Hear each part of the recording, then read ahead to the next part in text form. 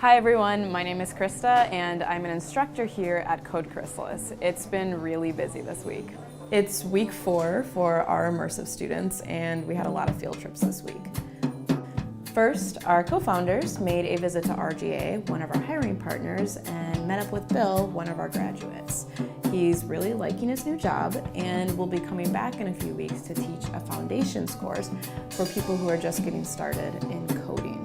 So, if you are interested, you should join us. We still have a few spots left.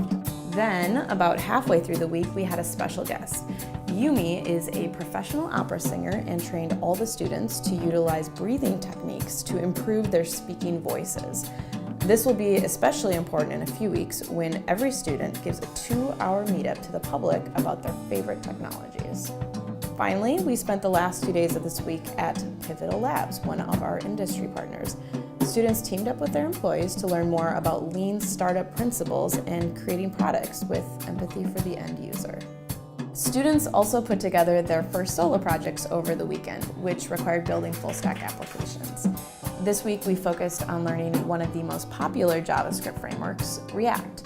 In the process, they also learned about managing state with Redux and transpiling code with Webpack.